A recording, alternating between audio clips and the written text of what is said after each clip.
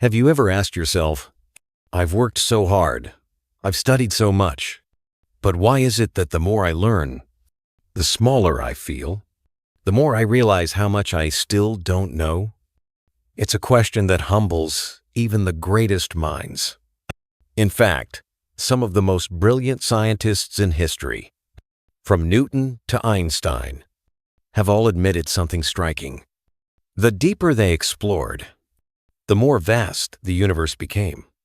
And in comparison, they felt like someone gathering a few grains of sand along the shore of an endless ocean. But this doesn't mean knowledge is useless. Quite the opposite. True understanding doesn't inflate the ego. It dissolves it. And that brings us closer to real wisdom. Yet, many highly talented people fall into a dangerous trap without even realizing it. It's called complacency. That subtle, quiet belief. I already know enough.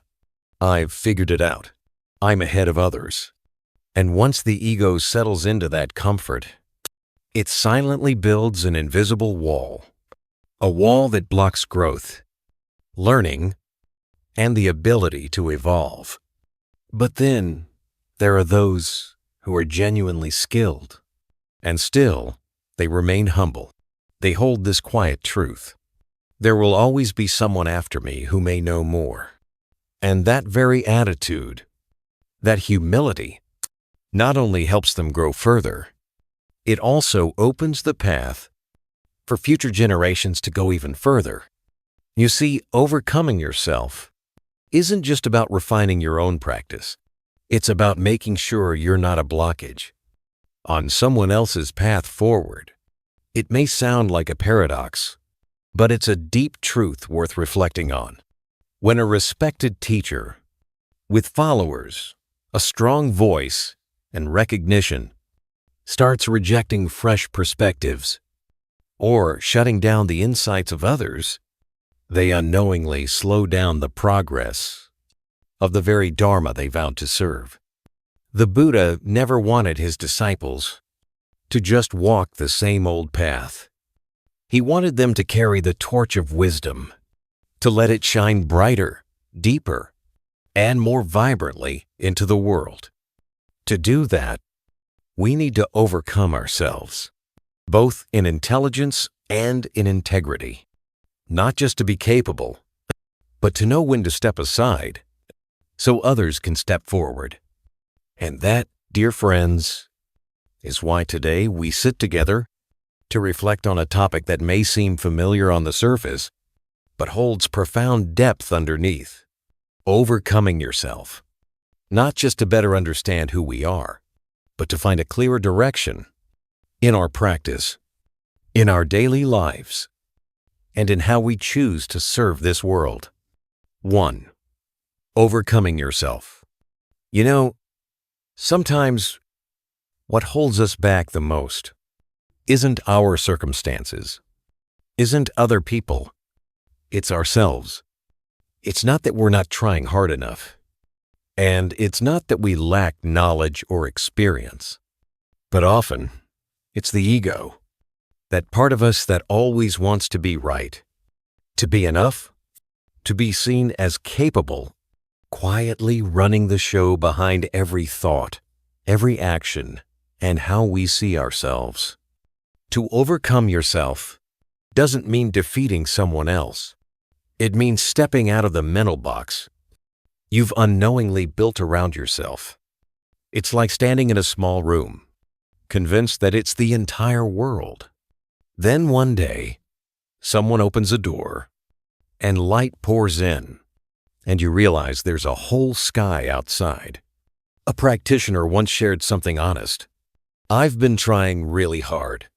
I chant, I meditate, I listen to Dharma talks regularly. But the more I practice, the more exhausted I feel. It's like I'm not getting anywhere. The problem wasn't the number of hours spent. It was that deep down, they were still practicing from a place of ego, trying to be better than others, wanting recognition, holding on to pride, expectations, and maybe even a subtle judgment toward those not as spiritual. But the Buddha never taught us to practice so we could be better than someone else. He simply taught us to let go of the ego. There's a powerful line in the Dhammapada: better than 1,000 victories in battle is the one who conquers oneself. That may sound simple, but it opens the door to an entire path of transformation. Conquering yourself doesn't mean forcing yourself to be noble or superior. It means having the humility to look honestly within. It means having the wisdom to recognize limits you never noticed before, and the integrity to not be arrogant about what you think you've already achieved. To overcome yourself is to pause for a moment, to ask, am I viewing the world through a narrow lens? Am I judging others by a measure that might not be fair? Am I stopping my own growth because I've convinced myself I'm already enough? I once had a beautiful conversation with a woman in her 80s. She was a retired psychologist, sharp, insightful, and had taught generations of students. But when we talked about aging, she sighed and said, "The older I get, the more I realize I need to relearn everything." She wasn't losing memory. She just understood something deep, that unless we let go of old beliefs, old definitions of self, our minds grow rigid. Who we were yesterday can easily become the shadow blocking who we might become today. In Buddhism, we call that attachment to self, clinging to a fixed identity, believing this is who I am. I've reached the goal. And right there, we stop evolving.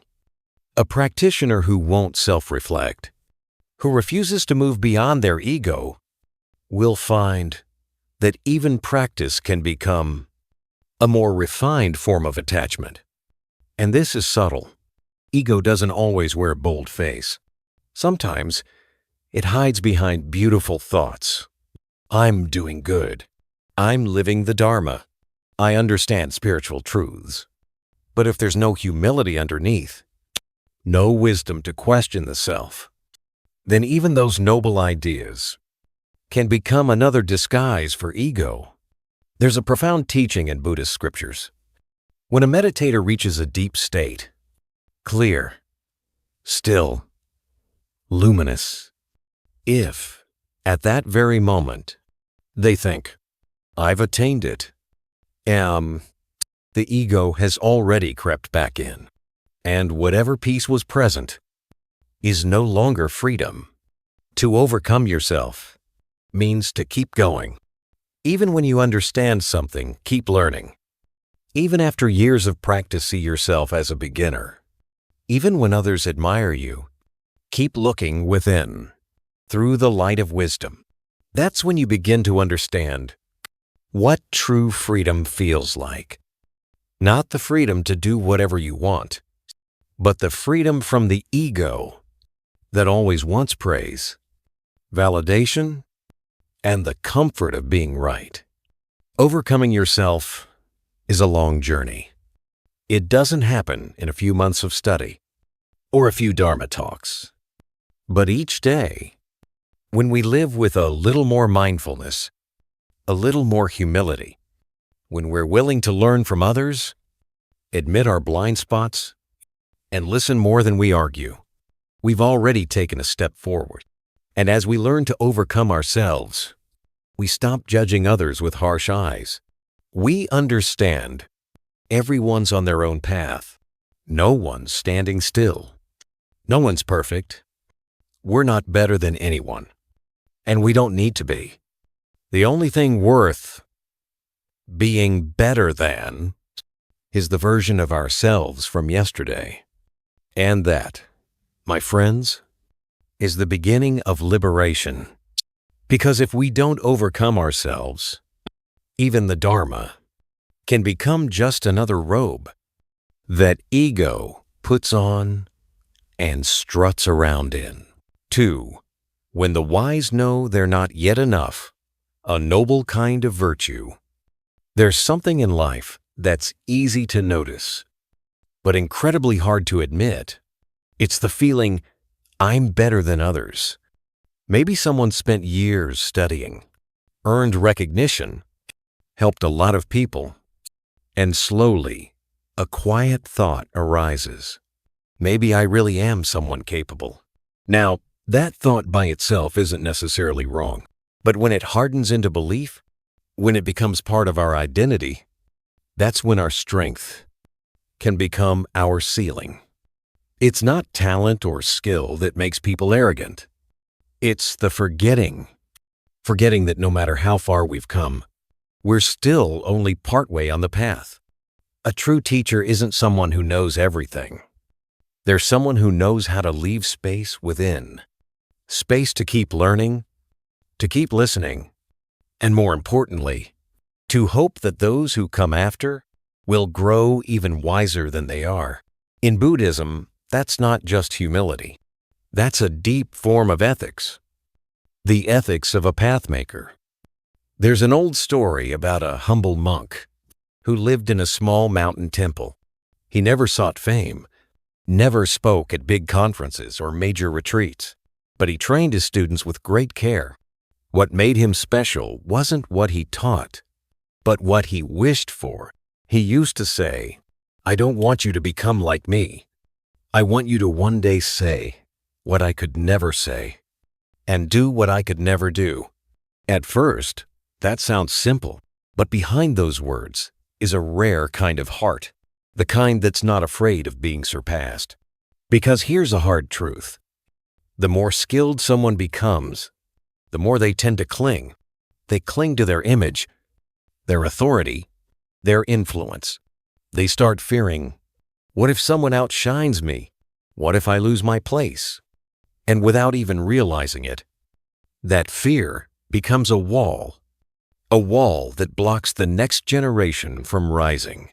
But when someone knows they're not yet complete, and they hope that those after them will grow even further, they don't just help others evolve. They keep the Dharma alive. There's a beautiful line from the Buddha. I am a Buddha who has awakened. You are Buddhas who will awaken. Such compassion, such faith. Not words to make us look up in worship, but words to invite us forward, even beyond where the teacher has gone. In life, some people feel joy when their students outgrow them, but others feel threatened. So the real question isn't, who's better? But, do I have enough faith and virtue to make space for others to rise above me? If the answer is yes, that's the mark of true wisdom. If the answer is no, then no matter how skilled we are, we're still lacking in genuine Dharma virtue. And sometimes, it doesn't take grand gestures.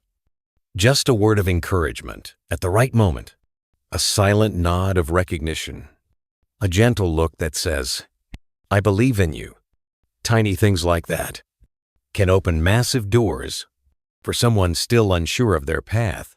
In my years working with Buddhist communities, one truth has become clear. Those with experience, when they pass it on with humility and a sincere wish for the next generation to grow, they stop being just teachers. They become seed planters of the Dharma's future. But if we cling to our pride, our image, our status, then our knowledge, our experience, even our reputation can harden into a shell that keeps others out and keeps us stuck. The Dharma only lives on when the ones ahead truly wish for those behind them to surpass. But if everyone just wants to stay at the top, then all we'll leave behind are dim shadows trailing behind us. That's why someone who's wise and knows they're not yet enough and wants others to rise higher has overcome ego on its deepest level. They don't need recognition. They don't need to be praised. They're content simply being a quiet keeper of the Dharma flame. In Buddhism, there is no final person. Even the greatest teachers are just links in a chain continuing from the Buddha, and then offering the Dharma onward. That's why, in some Zen traditions, they don't carve a statue for the master right away. They wait until the student has grown beyond the teacher, until they've inherited and embodied the Dharma. Only then is the teacher recognized as someone who truly opened the path. That's not false humility. That's wisdom, rooted in compassion. It's a high form of virtue, one that anyone walking the spiritual path must nourish. Because this path isn't meant for just one person to go far. It's meant for many to walk together, to rise together, and to carry the Dharma's light through a world that's constantly changing. And if you can, hold this silent prayer in your heart. May those who come after me say what I could never say, do what I could never do, and reach places I've never been. If you can pray that sincerely, you've already begun to truly understand the Dharma. 3. The empty cup, humility and the doorway to awakening. In life, there's an image that Zen teachers often speak of. Quietly powerful, deeply meaningful, the empty cup. Only an empty cup can be filled. Only a spacious, open heart. But in today's world, how many of us dare to live like an empty cup? Society keeps encouraging us to prove ourselves, to be confident, to stand out, to be better than others. From a young age, we're taught to compete, to achieve, to never appear weak or behind. And maybe that's why, the more successful we become, the harder it is to truly learn something new. A Zen master in Japan once told a true story. One day, a famous university professor came to visit, seeking to learn about Zen. But from the moment he sat down, he began speaking nonstop about what he'd read, what he'd taught, and how much he already knew. The master gently began to pour tea.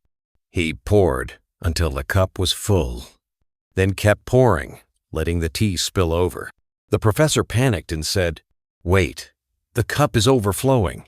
The master smiled and replied, "Just like your mind so full of ideas, there's no room for anything new." That wasn't an insult. It was a quiet reminder that sometimes what we know is the very thing that blocks us from receiving deeper truths. In Buddhist teachings, there's something profound. The Dharma isn't for those who want to conquer truth. It's for those willing to lay down their guard. It's not the one who knows more who awakens faster. It's the one who stays humble, open, ready to let even a small truth touch their heart. You could have taken 100 meditation retreats, read the entire Buddhist canon, even taught thousands of students. But if the heart is closed, if it can't welcome, what's new? Then the light of wisdom can't get through. Humility is not self-doubt. It's not pretending, "Oh, I don't know anything."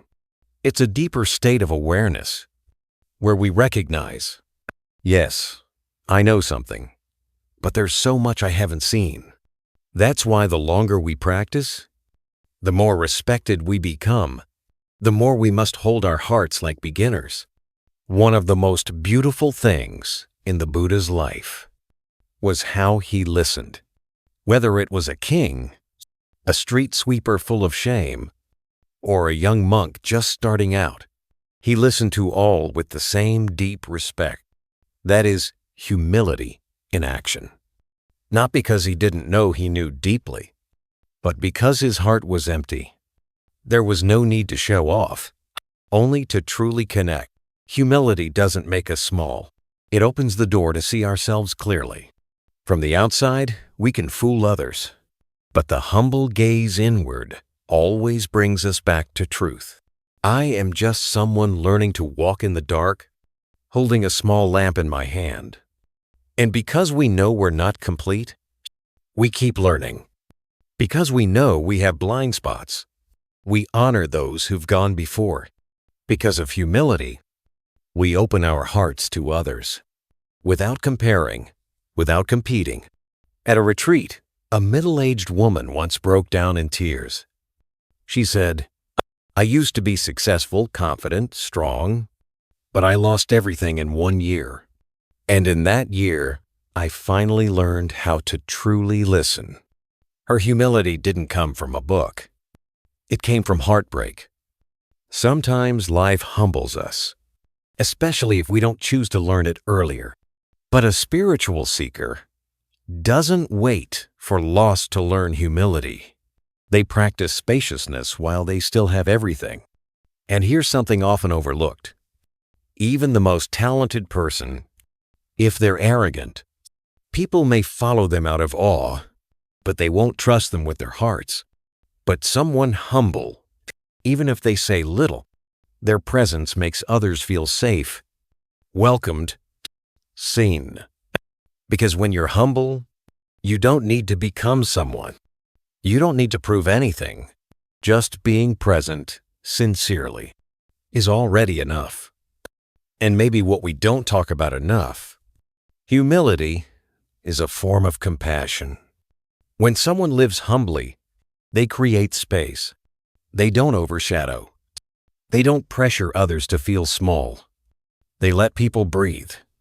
In a world where everyone is trying to be seen, the one who stays empty becomes a place where others can rest. The empty cup seems like it holds nothing. But because it holds nothing, it has room for everything. No clinging. No showing off. No pride. Just a simple, open vessel on the path of awakening. And maybe, just maybe, because of that empty cup, one drop of wisdom nectar might fall and change the course of a whole life. 4. Stepping into wisdom.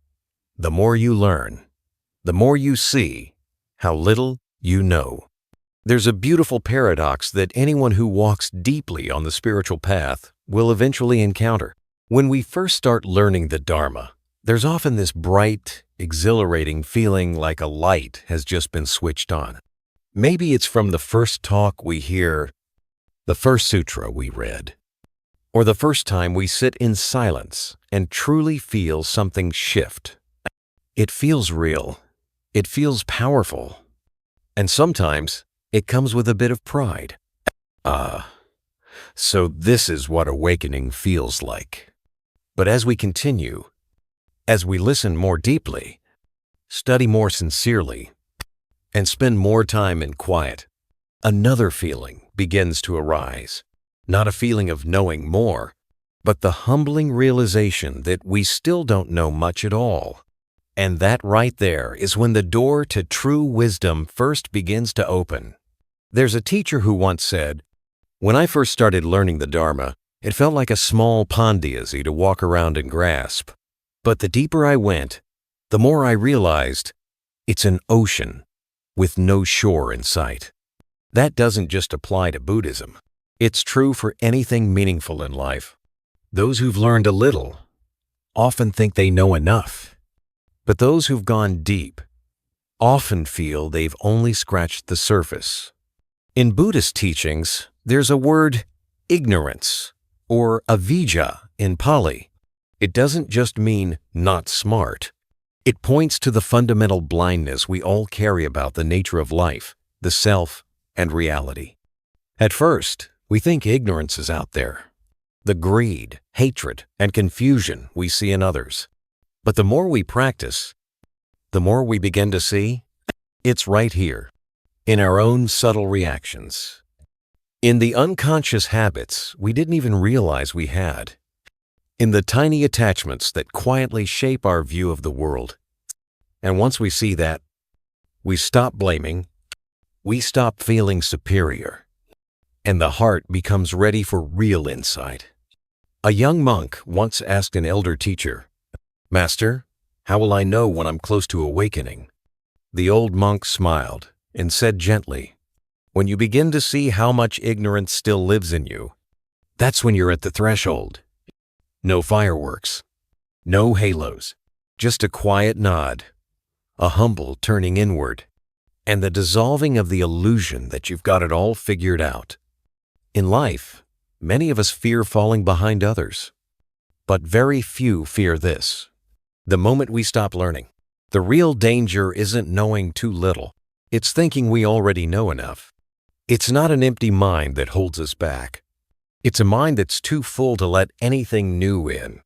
Anyone walking the true path of spiritual learning will pass through this phase. From excitement to discovery, and then to a deep and quiet humility. No longer needing to prove anything. No longer needing to rise above others. Just a gentle desire to keep listening fully and honestly. A 60-year-old woman once shared after a retreat, "When I was younger, I thought I understood life. But now, after all these years, I realize I've never truly understood myself."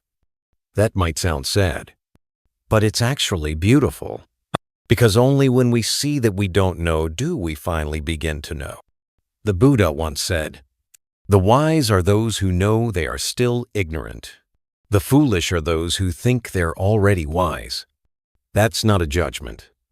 It's a gentle reminder. True wisdom isn't about how much you know, but how humbly you meet the truth. It's like the sky, you don't see it clearly when you're floating in clouds of ego. You see it clearly when you land soft, grounded, honest. Along the spiritual path, there are many signs of growth.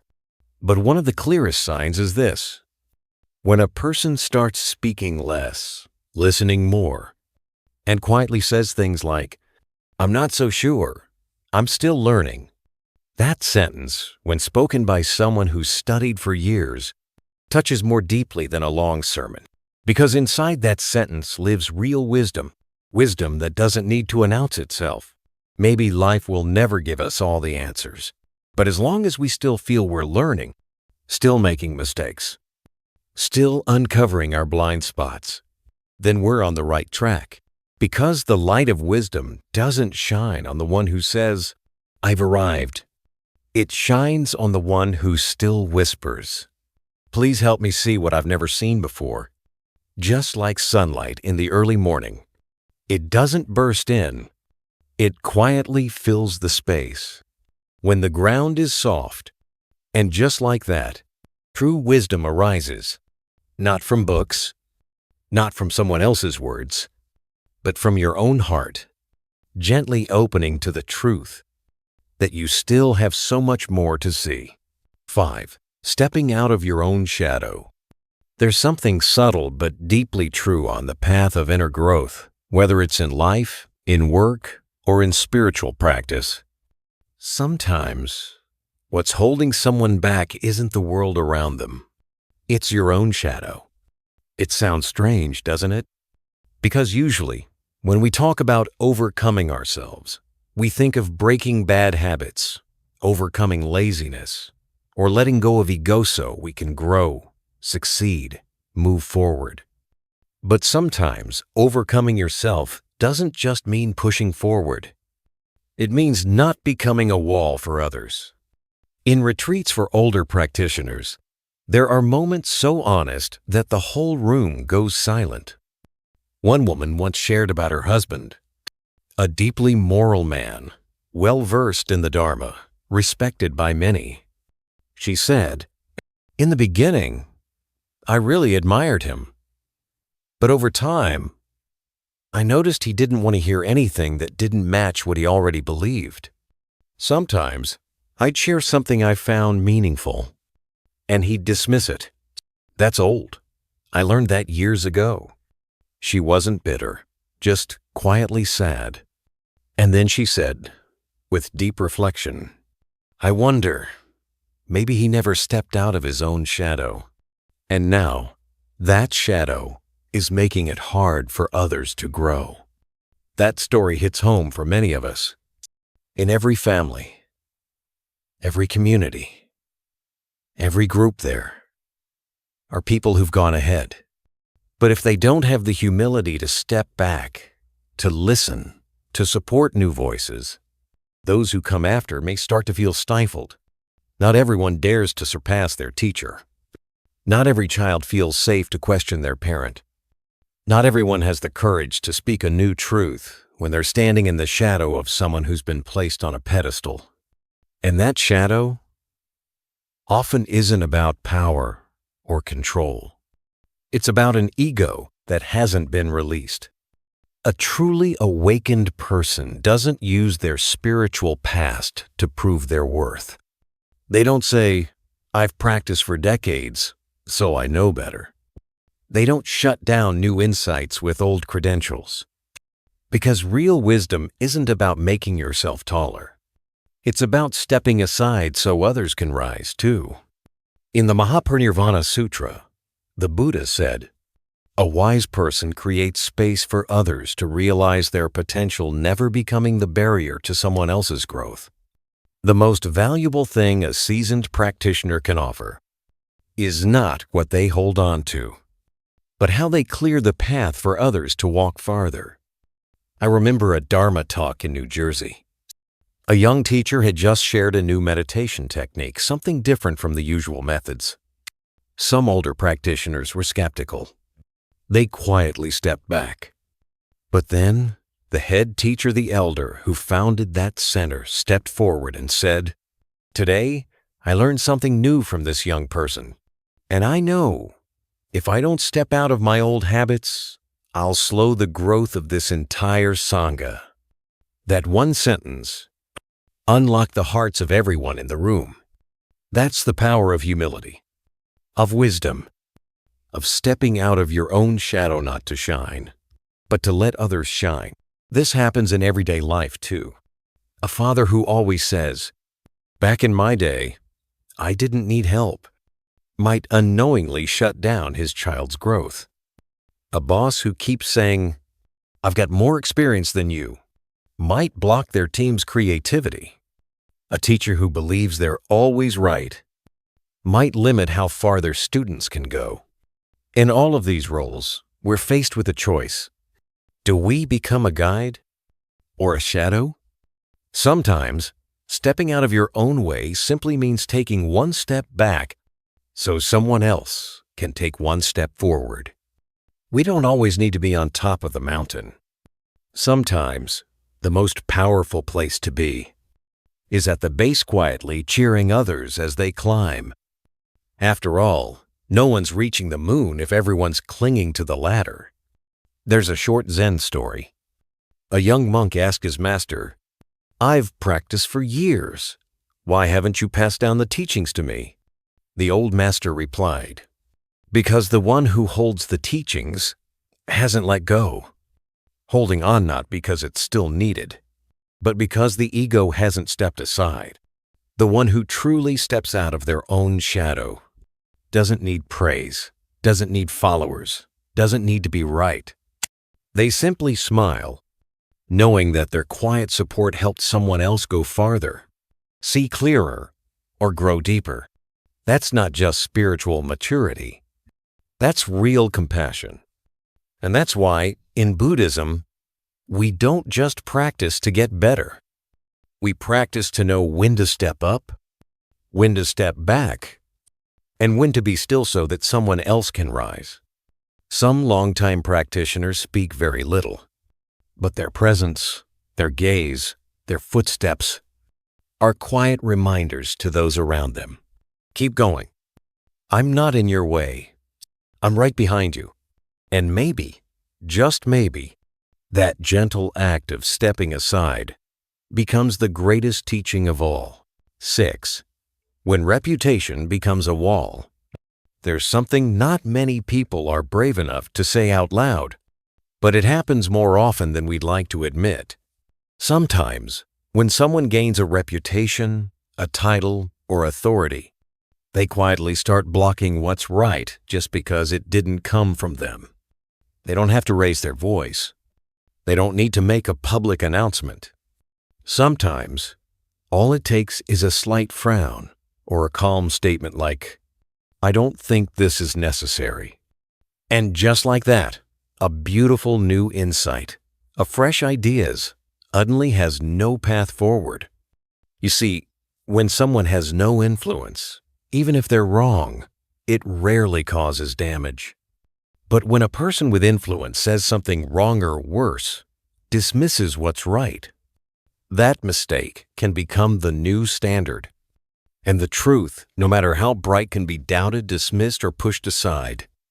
At that point, it's not a mistake of knowledge. It's an ethical mistake. Because it doesn't just affect one individual. It can block an entire generation from growing. In a Buddhist class in California, a young monk once shared a fresh, modern interpretation of a sutra. It wasn't against the scripture. It was insightful and relevant for the times. The younger audience applauded, inspired.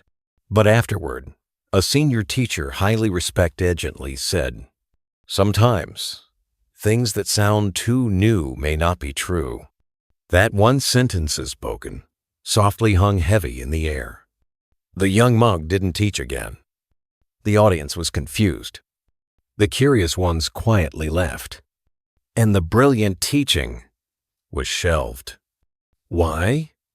Because reputation, instead of supporting the truth, became a shadow that covered it. In Buddhism, ethics isn't just about behavior. It's also about how the wise treat the wisdom of others. Those in positions of respect must be extra mindful of their words, because one careless comment can shut down someone's chance to grow. And if that pattern repeats, it creates something the Buddha never endorsed: a monopoly on truth. The Buddha never told anyone to hold on to truth for themselves. He didn't create a truth committee. Instead, he taught, don't believe something just because it comes from a respected person. Examine it with your own wisdom. That teaching was meant to protect the free unfolding of insight. But the trap of reputation is real. Someone who was once right might start believing they're always right.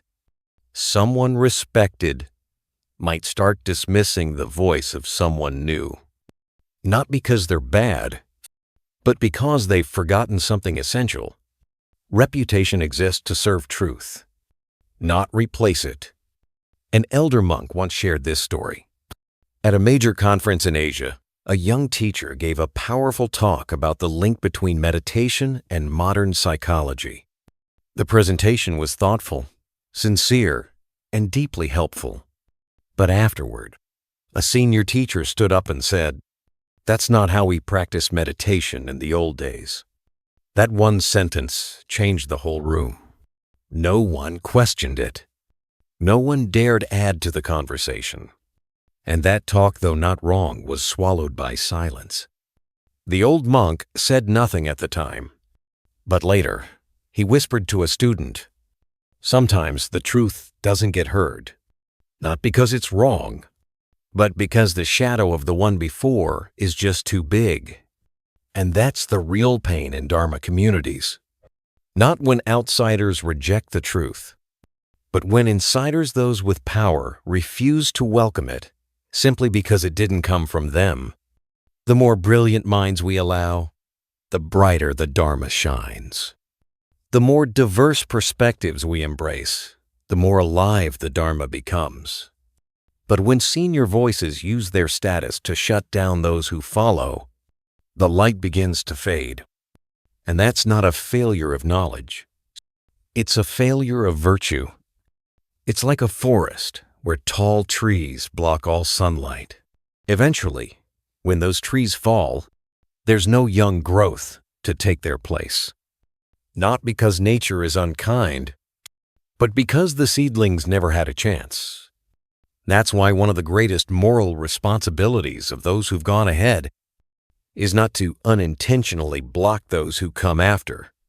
You may not always be wrong, but you're not always right either. Truth belongs to no one. It doesn't belong to the person with the loudest voice, the most followers, or the highest title. It reveals itself to those with an open heart and the humility to let go. A Japanese Zen master once told his students, "If you're right and you stay silent to keep peace, that's humility. But if you're right and you're forced to stay silent because someone has more status, that's injustice." And that injustice isn't just personal. It leaves a scar on the evolution of the Dharma. In today's world where wisdom is shared through YouTube, podcasts, social media, those with influence must carry greater ethical awareness, not to become walls blocking what's new, but bridges for wisdom to cross, grow, and thrive. That's the spirit of the Buddha 2,600 years ago, and still true today. And maybe, just maybe, that's why the older we get, and the longer we walk this path, the more we need to learn when to stay quiet. Not because we have nothing to say, but because we know it's someone else's turn to speak. 7.4. 4 types of people, and the one truly noble kind. Have you ever paused in the middle of a busy day and quietly asked yourself, where am I really on my journey of growth? Not just growing older, but growing in wisdom, in the way you live, in the kind of person you're becoming. Most of the world measures people by degrees, titles, income, or social status. But in the Buddha's path, there's a deeper and far more accurate way to see someone. Look at how they face their own self. There's a simple but powerful teaching that's been passed down through the Dharma. It speaks of 4 kinds of people in life. The first type is someone who lacks ability but knows it. They're humble. They listen. They don't speak too quickly, because they know they're not there yet. And because of that, they can learn. The second type also lacks ability but doesn't realize it. They speak loudly, argue often, give advice to others, but deep down, they haven't yet understood themselves. And because they don't know their own gaps, they can't grow. The third type is skilled but can't get past their own ego. They're talented, they've accomplished things, but inside, they're secretly comparing. They fear others surpassing them. They don't want to be outshined, so they stop growing. Not because they've reached the end, but because the ego becomes too heavy to carry. And then there's the fourth type, the most noble kind, the one who is skilled and wants others to become even better than them, not out of false modesty, not to be praised for generosity, but because they truly understand. Wisdom isn't something you hoard, it's something you multiply. There's a story from the Buddhist time. One day, the Buddha looked toward a young monk and said to the others, even if this monk never met me, he could still reach enlightenment. Many of the senior disciples fell silent, not out of jealousy, but from realizing they still had more to learn. A truly awakened being like the Buddha has no fear of others being wise. He encouraged it. He made space for it. Because to him, wisdom is like fire. The more you share it, the brighter the world becomes. In this world, many people are skilled, but few are willing to step aside. Like old trees refusing to let go of their leaves, they cling to the past simply because they were right once. And when new shoots start to sprout, reaching for sunlight, they intentionally or not block the sky. Some who were once students eventually become the very barrier that holds back their own future students. Out of fear of being outgrown, fear of losing the spotlight, fear of being forgotten. But the truth is, those who want their students to surpass them, who hope the next generation rises even higher, those are the ones truly worthy of respect. There was an elderly professor who taught meditation at a university in New Jersey. He was over 70, yet still teaching every week. One day, a student asked, "Professor, are you ever afraid that one day we might be better than you?" He smiled and answered slowly, "If I've been teaching for 40 years and I'm still the best in the room, then I've failed."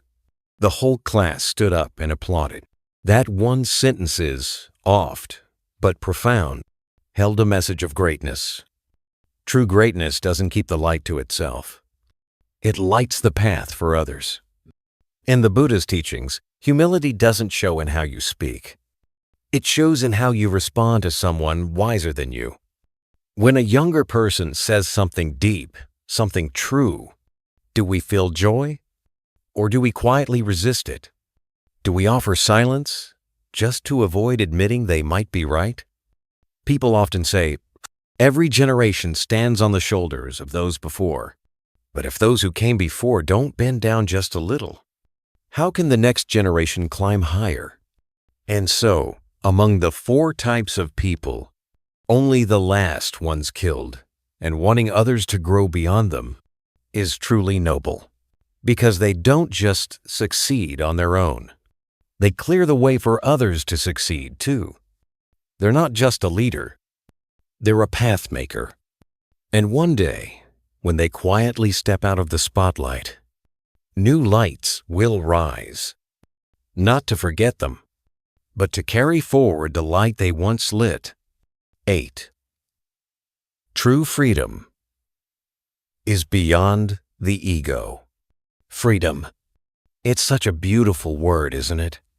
People talk about it like it's the ultimate goal in life. But if you pause and ask, what does freedom really mean?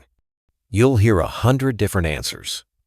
Some say freedom means doing whatever you want, going where you like, not being told what to do. Others believe it's about having money, options, control over your life. And some say freedom is needing no one, relying on no one, being tied to nothing. At first glance, all of those sound reasonable. But through the lens of the Buddha's teachings, they're only the surface. True freedom isn't doing what your ego wants. It's going beyond the ego. It's a much deeper kind of freedom. A kind of liberation not from the outside world, but from the invisible chains inside ourselves. There's a little story I once heard. A young monk climbed a mountain to seek the path. On his first day, he told the master, "I'm here to find freedom. I don't want anyone controlling my life anymore." The old master smiled and gently asked, "So, who's been controlling you?" The young man paused, then said, "Society, my family, my ex, all these expectations people have of me." The teacher was silent. Then he pointed to the young man's chest and said, "The one who controls you most is the ego inside you, not anyone else. We often think others are the reason for our suffering. But the truth is most of our pain doesn't come from the world. It comes from within, from our attachments, our resistance, our expectations. Wanting this, rejecting that, not accepting this, holding tightly to that. And so we get caught in a loop where the ego is always at the center, calling all the shots. And living like that is exhausting. Because underneath all of it, we're not free. We're just trapped in our own cravings. Cravings that never seem to end. The Buddha said, "Nothing binds you like craving, and nothing frees you like letting go." But letting go doesn't mean giving up. It means letting go of clinging. Letting go of the ego that always needs to be right. Letting go of the judgments that block compassion. I once met a successful woman at a meditation retreat in California. She had everything people usually associate with freedom. A luxury car, a beautiful home, her own business. But during the sharing session, she broke down in tears. She said, "I can't forgive my father. He abandoned my mother and me when I was little. He's gone now, but it still feels like there's a rope tightening around my heart." She thought she was free. But really, it was resentment that was keeping her imprisoned. To go beyond the ego means just that. To see the old wounds. To notice the rigid clinging. And to gently let go of what we've been holding for so long. So we can walk forward with a lighter heart. Some ask, if I let go of everything, what's left of me? It sounds scary. But in Buddhism, that question opens the door to wisdom. Because when the ego steps back, loving kindness steps forward. When we stop clinging, understanding and depth begin to blossom. True freedom doesn't come from fulfilling every desire. It comes from seeing them clearly and not letting them control you. Like driving through fog. If you say, "I'll only move once, I see everything clearly," you'll stay stuck forever. But if you hold the wheel steady, stay mindful, accept the haze, eventually, you'll arrive somewhere bright. In today's world, personal freedom is celebrated everywhere. But without mindfulness and wisdom, freedom can easily turn into ego indulgence instead of spiritual liberation. There's a beautiful image in Zen. The mind is like a still lake. When the ego stirs it, waves rise, and nothing beneath can be seen. But when we let go, the lake becomes calm, and in that stillness, we begin to see its depth. So in its truest form, freedom isn't doing whatever we want. It's knowing what to hold on to and what to let go of. It's not reacting to every emotion. Not living by impulse, but living by awareness. Freedom isn't shouting, "This is me, I'll do whatever I want." It's quietly smiling and saying, "I no longer serve the ego. I choose to follow wisdom and compassion." And one day, when you look back at what once triggered you, made you jealous, or brought you pain, you'll feel peace. Not because you're numb, but because you've outgrown it. Going beyond the ego isn't easy, but it's the only way to find real peace. No one can lead you to freedom unless you first learn how to free yourself from you. And when you've walked that path, you'll see true freedom isn't about how far you've gone or what you've gained. It's about whether you've stopped being your own jailer. Maybe today, you're still on the journey. Still learning, still healing, still letting go. That's okay.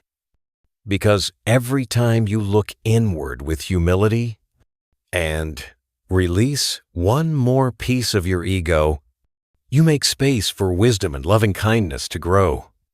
After all, the Buddhist path isn't about being better than others.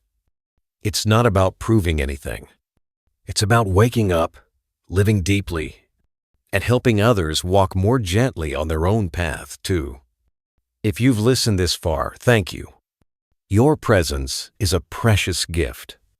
If this message touched your heart, please consider liking the video, subscribing to Buddhism Seeds, and sharing it with someone who might need a little peace today.